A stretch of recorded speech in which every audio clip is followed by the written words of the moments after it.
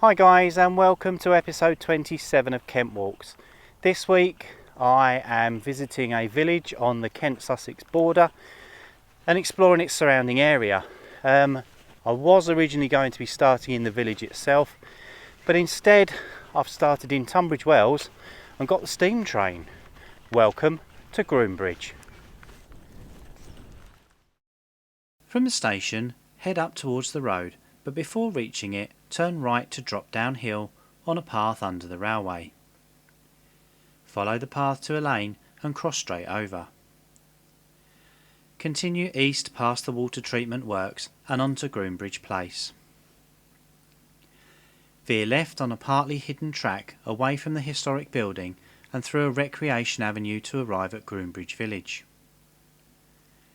Cross over into Corsley Road and head uphill. Turn left immediately after the school to cross the Spa Valley Railway. Follow the path through the car park to Harrison's Rocks and past Forge Farm as the path swings round to the north. At the road, head straight over into Park Corner Lane and at the next junction maintain direction through Birchden Farm. Stick to the right edge of the field and drop between trees to emerge at South Farm. Head up the steps to meet Broom Lane. Turn left, pop under the bridge and head up the other side to meet the outbound route. Turn right and retrace your steps back to the start.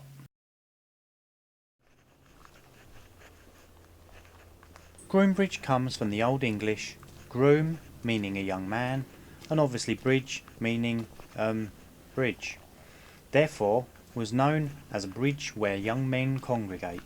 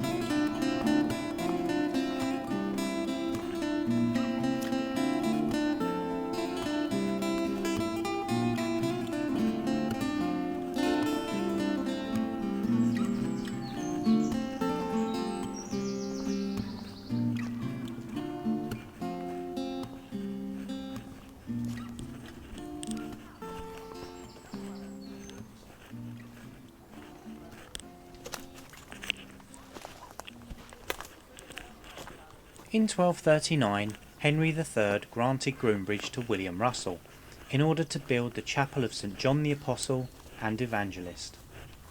This was a chantry, a small building within the moat of a manor house, consecrated for the performing of religious mass. In 1612, Prince Charles, second son of King James I, became heir apparent to the throne following the death of his elder brother Henry Frederick, Prince of Wales. Charles fell in love with Maria Anna of Spain, King Philip III's daughter, and spent 9 years negotiating a marriage known as the Spanish Match. In 1623, he travelled to Spain and spent 8 months desperately trying to find a way to wed Maria Anna, which was severely frowned upon by the English people, still having memories of the Anglo-Spanish War fresh in their minds. At this time, John Packer, owner of 3 other manors and clerk of the Privy Seal to King Charles, was living in the manor at Groombridge and made it clear that he did not approve of Prince Charles' somewhat harebrained scheme to go to Spain in disguise in 1623 in an attempt to woo and wed the Spanish Infanta. Packer vowed that if Charles failed, he would build a chapel on his land at Groombridge as a thanks offering to God for escaping a union with a Catholic country. Meanwhile, back in Spain, Maria Anna was strongly averse to marrying a non-Catholic, and she had only been prolonging the marriage negotiations to keep British troops out of the 30 Years' War, one of the most destructive conflicts in human history, which resulted in 8 million fatalities not only from military engagements, but also from violence, famine and plague. Anyway, talks broke down and the Spanish princess entered a convent and refused to have anything more to do with Charles. True to his word, John Packer built his chapel in 1625, which was at first known as St Charles Chapel, and then Groombridge Chapel, and finally, after 1872, it was dedicated to St John the Evangelist.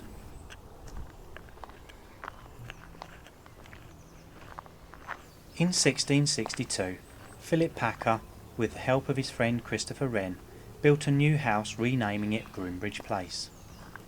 Wren is more commonly known for his redesign of London and particularly St Paul's Cathedral, following the Great Fire of London in 1666.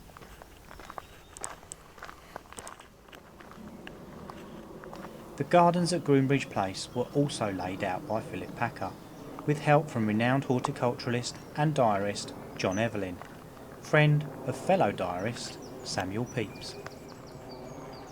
12 different families have lived here since, including the Earls of Clinton and the Earls of Dorset, and the most famous resident, Thomas Sackville, cousin of Elizabeth I and Lord High Treasurer of England from 1599 to 1608. Incidentally, Thomas also owned Knole House and was ancestor of Episode 3's Vita Sackville West.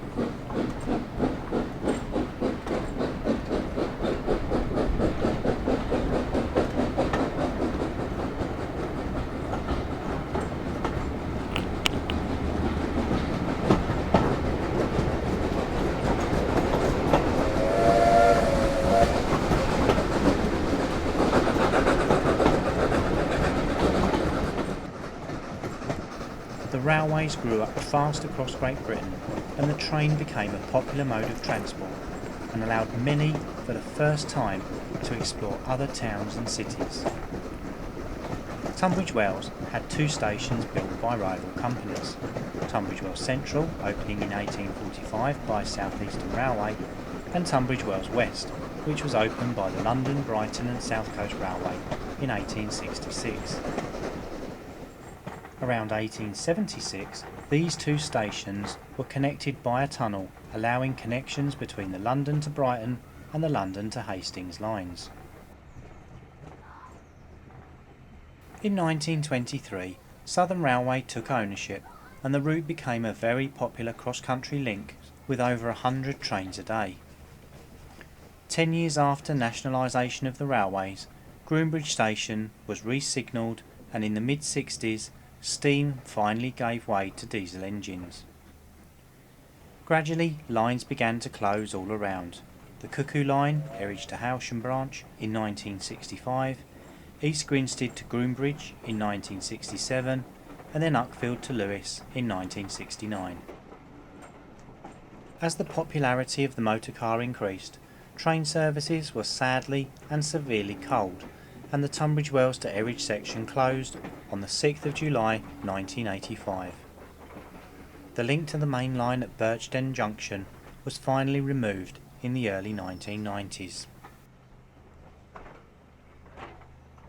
A group of like-minded enthusiasts got together and formed the rather amusingly named TWERP, which stood for Tunbridge Wells and Erridge Railway Preservation Society. This group managed to obtain a loan to purchase the line, and by the end of '96 they were running trains along half a mile of track towards Groombridge, and the Spa Valley Railway was born.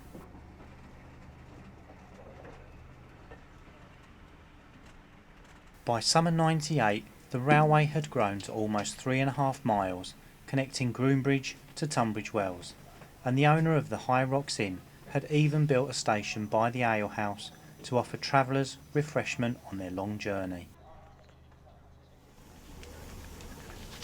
Well guys, that's it for this episode, and I've got to say that was an amazing day I've had. The train was absolutely fantastic, Harrison's Rock, so impressive, and a pint of Guinness at the end. What can be better? Thanks for watching. What are you doing a selfie?